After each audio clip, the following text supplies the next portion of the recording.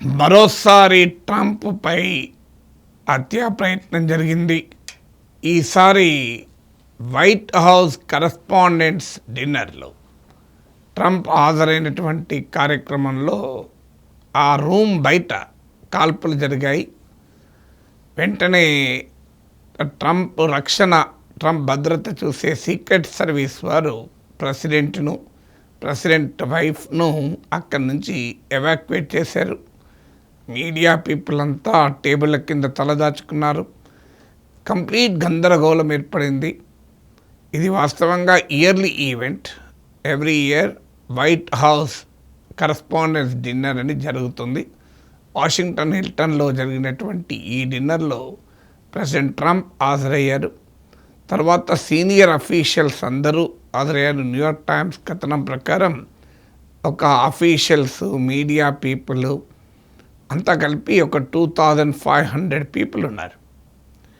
So ఆ రూమ్లోకి ఎలా వచ్చాడు ఆ గన్మెన్ అనేది ఆశ్చర్యమే. ఎందుకంటే హెవీలీ ఆర్మ్డ్ గన్మెన్, ఏదో ఒక చిన్న గన్ పట్టుకొని రాలేదు. మల్టిపుల్ వెపన్స్ కలిగి ఉన్నటువంటి ఒక 31 ఇయర్ యంగ్ పర్సన్. సో బహుశా ఆ హోటల్లో గెస్ట్గా ఉండి ఉంటాడు అని ఒక అనుమానం. సో ముందుగానే గెస్ట్గా ఉన్నాడు కనుక ఈ దాడి చేసి ఉంటాడు అని. సో ఈ దాడి జరిగిన తీరు చూస్తే ఆశ్చర్యం వేస్తుంది. సో మీడియాలో, ఇంటర్నేషనల్ మీడియాలో వస్తున్న కథనాల ప్రకారం సో ఆ డిన్నర్ జరిగే ప్రెసిడెంట్ ట్రంప్ హాజరయ్యే రూమ్ ముందటే మెటల్ డిటెక్టర్ ఉందట. మిగతా ఎక్కడ మెటల్ డిటెక్టర్ లేదని వచ్చింది. మరి ఇది ఎలా సాధ్యమో అర్థం కాదు. మరి ఆ మెటల్ డిటెక్టర్లు పట్టుకోలేదో తెలియదు. ఎందుకంటే అన్ని రకరకాల ఆయుధాలు, గన్స్ పట్టుకొని వచ్చిన వ్యక్తి లోపలికి ఎంటర్ అయితే మెటల్ డిటెక్టర్ పట్టుకుంటుంది ఉంటే. తర్వాత మరి సెక్యూరిటీ చెక్స్ కాలేదా తెలియదు. సో అంత దేశ ప్రెసిడెంట్ హాజరయ్యేటువంటి ఒక కార్యక్రమం ఉన్న ప్లేస్కు ఏ రకమైన భద్రతా ఏర్పాటు ఉండాలి అనేది ఆలోచిస్తే మనం ఊహించలేం. అలాంటిది అంత భద్రతా లోపం ఉండి కేవలం ఆ మీటింగ్ జరిగేటువంటి రూమ్ బయట మాత్రం సీక్రెట్ సర్వీస్ వాళ్ళు ఉన్నారు. వారు వెంటనే ఈ గన్మెన్ను పట్టుకున్నారు. సో గన్మెన్ అరెస్ట్ చేశారు, ఇంట్రాగేషన్ చేస్తున్నారు. ఈ గన్మెన్ పేరు థామస్ అలెన్. సో అందువల్ల మీకు ఈ పేరుతో కొన్ని అనుమానాలు తీరుతాయి. ఎందుకంటే విలేకరులు అడిగారు ట్రంప్ను, ఇరాన్లో ఉన్న టెన్షన్స్తో ఈ ఘటనకు సంబంధం ఉందా అంటే Trump I don't think so అన్నాడు, బతికిపోయాం. సో కానీ ఇది మిమ్మల్ని హత్య చేసేందుకు జరిగే ప్రయత్నంగా చూస్తారా అంటే అనుకుంటాను అన్నాడు. ఇంట్రెస్టింగ్ ఏంటంటే ఇదే ప్లేస్లో ప్రెసిడెంట్ రొనాల్డ్ రీగన్ పై కూడా అసాసినేషన్ అటెంప్ట్ జరిగింది. సో అయిన తర్వాత అయినా మరి భద్రత ఉండాలి కదా. ఆల్రెడీ ఒక దేశ ప్రెసిడెంట్కు పైన అసాసినేషన్ అటెంప్ట్ జరిగింది అని మీకు సమాచారం ఉన్నప్పుడు మరింతగా చూడాలి కదా. సో ఈ ప్రశ్నలు ఇంటర్నేషనల్ మీడియాలో వస్తున్నాయి. ఏంటి మరి ఇంత సెక్యూరిటీ ల్యాబ్స్ ఏంటి?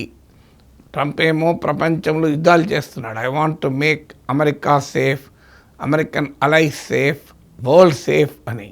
ఇరాన్పై యుద్ధానికి ట్రంప్ వాడిన లాంగ్వేజ్ అదే. సో ఇరాన్పై ఎందుకు దాడి చేయాలంటే ఇరాన్ తీవ్రవాదం ఎంకరేజ్ చేస్తున్న టెర్రరిజం వల్ల American allies unsafe, America unsafe, world is unsafe. అందువల్ల I'm waging this war to make American allies and the world safer place to live అంటున్నాడు.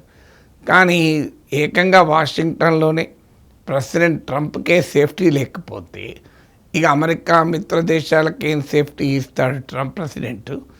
అమెరికాకి ఏం ప్రజలకు ఏం సేఫ్టీ ఇస్తాడు? ప్రపంచానికి ఏం సేఫ్టీ ఇస్తాడు? ఎందుకు మరి ఆ రకమైనటువంటి అన్సేఫ్ ఎన్విరాన్మెంట్ ఏర్పడుతుంది?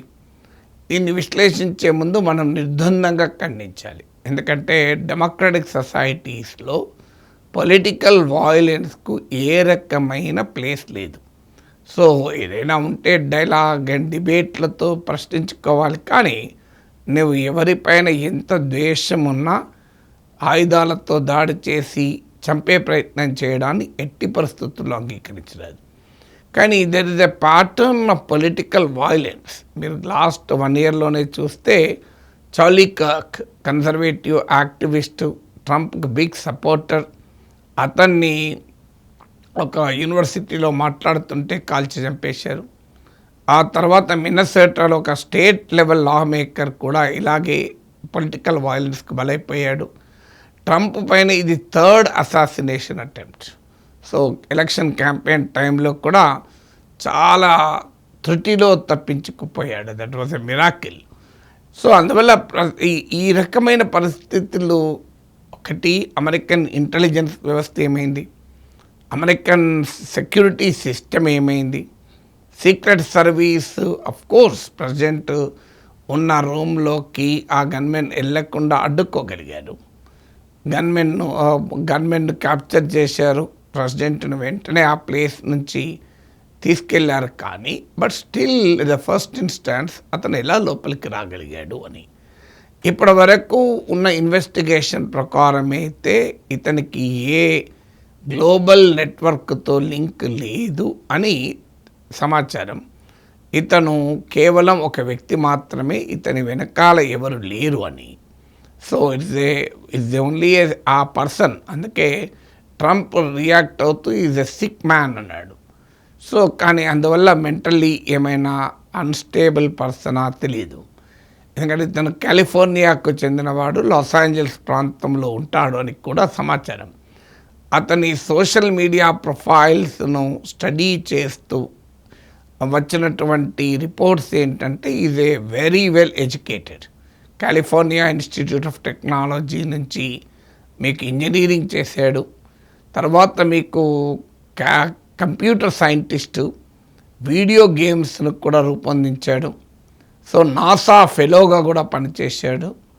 సో ఒక ఇన్స్ట్రక్టర్గా, టీచర్గా పనిచేశాడు. సో మెకానికల్ ఇంజనీర్గా కూడా పనిచేశాడు. సో ఇదేది ఎక్కడో సరిగా చదువురాని విధవ కాదు, ఈజ్ హైలీ ఎడ్యుకేటెడ్. సో ఇప్పటికైతే పొలిటికల్ అఫిలియేషన్ తెలియదు కానీ డెమోక్రటిక్ పార్టీకి లాస్ట్ ఎలక్షన్స్లో $25 డొనేట్ చేసినట్లుగా మీడియా కథనాలు. బట్ దాన్ని బట్టి అతను డెమోక్రటిక్ పార్టీ యాక్టివిస్ట్ అని అనలేము.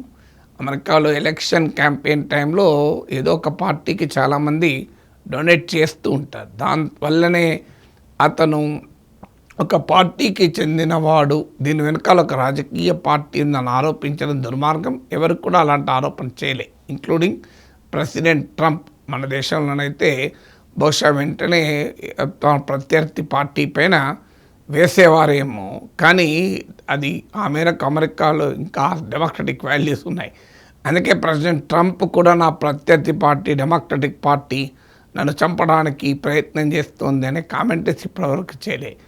కానీ ఇంట్రెస్టింగ్ ఏంటంటే ఇది దేనిని తెలియజేస్తుంది అంటే, ప్రెసిడెంట్ కామెంట్ చేస్తే ఆశ్చర్యం వేస్తుంది. నా వైట్ హౌస్లో నేను రెనోవేషన్ చేయించుతున్నా, ఇందుకే చేయించుతున్నా, పూర్తి సెక్యూరిటీ ఉన్నటువంటి ఒక meeting hall, party room, ball room ఉండాలి అని అంటున్నాడు. కానీ సమస్య ఏంటంటే ప్రెసిడెంట్స్ వైట్ హౌస్ సేఫ్ ఉంటే సరిపోదు కదా. మీరు ప్రెసిడెంట్కి ఎక్కడా బయటికి వెళ్ళకుండా ఉంటాడా? వైట్ హౌస్లోనే కూర్చొని పనిచేస్తూ ఉంటాడా? మీ గతంలో కూడా వైట్ హౌస్ సమీపంలో కూడా ఒక మెట్రో స్టేషన్ వద్ద very nearer to the White House కూడా షూటింగ్ ఇన్సిడెంట్ జరిగింది. సో ప్రెసిడెంట్ ట్రంప్ ఎలక్షన్ క్యాంపెయిన్లో అటాక్ జరిగింది, వైట్ హౌస్కు సమీపంలో జరిగింది. ఇప్పుడు ఏకంగా ప్రెసిడెంట్ హాజరయ్యేటువంటి హోటల్లో కూడా జరిగింది. దానికి పరిష్కారం ఏంటి అంటే హోటల్కి వెళ్ళకుండా నా వైట్ హౌస్లోనే డిన్నర్లు ఏర్పాటు చేసుకుంటా అంటున్నాడు Trump. So that is a typical Trump style reaction. సమస్య ఏంటంటే సెక్యూరిటీ సిస్టమ్ ఎందుకు ఇంత వీక్గా ఉంది అనేదే క్వశ్చన్. ఇక తర్వాత మరి ఎందుకు ఈ పరిస్థితి ఏర్పడుతుంది పొలిటికల్ వాయిలెన్స్కు? ఇలాన్ మస్క్ అన్నాడు, సో ఒక డెమోక్రటికలీ ఎలక్టెడ్ ప్రెసిడెంట్ని చెప్పడానికి తాము చావటానికి కూడా సిద్ధపడుతున్నారు అని. ఎందుకంటే ఆ గవర్నమెంట్ తెలియదా ఇలాంటి పరిస్థితుల్లో బతకడం కష్టమని. అఫ్కోర్స్ ఇప్పుడు క్యాప్చర్ చేశారు, నార్మల్గా అయితే షూట్ డౌన్ చేసేస్తారు. సో క్యాప్చర్ చేసినా I will face the very serious punishment. మన దేశ ప్రెసిడెంట్ పైన అసాసినేషన్ పెట్టంటే మామూలు విషయం కాదు కదా. మరి అలా ఎందుకు జరుగుతుంది? నేను ఇంతకుముందు చెప్పినట్లు చార్లీ కర్క్ ఫినామినన్ కూడా చూసాం మనం. ఎందుకంటే అమెరికన్ సొసైటీ ప్రెసిడెంట్ ట్రంప్ ఉన్న కాలంలో హైయెస్ట్ పోలరైజ్ సొసైటీ. ఎక్కడైనా విద్వేషాన్ని రాజకీయాల కొరకు, ఓట్ల కొరకు, ఎన్నికల కొరకు, అధికారం కొరకు పెంచి పోషించితే ఏమవుతుందంటే ఆ విద్వేషం చివరకు తమనే కట్టువేస్తుంది. ఒక సమాజంలో విద్వేషాన్ని పెంచితే ఎవరూ సేఫ్ కాదు. ఇది ప్రెసిడెంట్ ట్రంప్కి అర్థం కావాలి. ఎందుకంటే ప్రెసిడెంట్ ట్రంప్ సమాజాన్ని నిట్టనిలువునా చిల్చారు. అమెరికన్ సొసైటీని ఒక రకంగా పోలరైజ్ చేశారు. And customs and enforcement, immigration, customs enforcement, ice వ్యవహార సరళి చూసినా సో మనకు అర్థమైంది. అందువల్ల ఫస్ట్ అమెరికన్ సొసైటీలో ఈ గన్ కల్చర్ కూడా ఒక second important point. So Republicans, president Trump is a big supporter of gun freedom. డెమోక్రట్లైనా కనీసం ఈ గన్ కంట్రోల్ మెజర్ తీసుకోవాలంటారు. కానీ రిపబ్లికన్లకు American rifle association, gun making industry వారు బిగ్ డోనర్స్. ట్రంప్ కూడా గన్స్ ఉండాలంటాడు. చార్లీ కర్క్ కూడా is a big supporter of gun lobby. కానీ ఆఖరికి ఆ గన్కి ఆయనే బలైపోయాడు. సో అందువల్ల గన్స్ వోంట్ హ్యావ్ ఐడియాలజీ. గన్స్కి ఒకటే తెలుసు, కాల్చడం, చంపడమే తెలుసు. అందువల్ల ఇప్పటికైనా ఒకటి హేట్ను సమాజంలో విత్తనాలు వేసి నీళ్లు పోసి పెంచి పోషించకూడదు. రెండు, ఇష్టారాజ్యంగా ఫైర్ ఆర్మ్స్, ఆయుధాలు అందుబాటులో ఉండకూడదు. సిక్ మ్యాన్ కానీ మెంటల్లీ అన్సౌండ్, అన్స్టేబుల్ పీపుల్ కూడా మీరు ఈ రకంగా ఆయుధాలు కలిగి ఉంటే ఎంత ప్రమాదం. మూడవది, ది ప్రెసిడెంట్కి ఈ పరిస్థితి ఉంటే, సో అమెరికా ఇంత పవర్ఫుల్ కంట్రీ, ఇంత మోస్ట్ మోడర్న్ కంట్రీ, ప్రపంచంలో ఎక్కడైనా యుద్ధాలు చేయగలుగుతుంది, ఆర్టిఫిషియల్ ఇంటెలిజెన్స్ను, వార్ను ఇంటగ్రేట్ చేయగలుగుతుంది. F-35 లాంటి అత్యాధునిక వార్షిప్స్ ఉంటాయి, టోమాక్ మిసైల్స్ ఉంటాయి, ప్రపంచాన్ని వందల సార్లు నాశనం చేయగల అణ్వాయుధాలు ఉంటాయి. మరి అన్నీ ఉన్నా ఎందుకని ఒక దేశ ప్రెసిడెంట్ వచ్చేటువంటి ప్లేస్లో అవసరమైన సెక్యూరిటీని కల్పించలేకపోయారు? ఒక గన్మెన్ లోపలికి వస్తుంటే చివరి వరకు ఎందుకు ఆపలేకపోయారు? సెక్యూరిటీ చెక్ పాయింట్స్ ఏమయ్యాయి? సెక్యూరిటీ ప్రోటోకాల్స్ ఏమయ్యాయి అనే ప్రశ్న సీరియస్గా ప్రెసిడెంట్ ట్రంప్ అడ్మినిస్ట్రేషన్ ఇస్తుంది. నాలుగవది, ప్రపంచంలో ఈ war mongering definitely makes America unsafe. So Trump చెప్తున్నట్లు ఇరాన్పై యుద్ధం, గతంలో ఆఫ్ఘనిస్తాన్పై యుద్ధం, ఇరాక్పై యుద్ధం, లిబియాపై యుద్ధం, ఇవన్నీ టు మేక్ అమెరికా సేఫర్ అంటున్నాడు. కానీ అనుభవం ఏం చెప్తుందంటే they make America unsafe. Where president himself is unsafe, can you imagine what is the fate of others?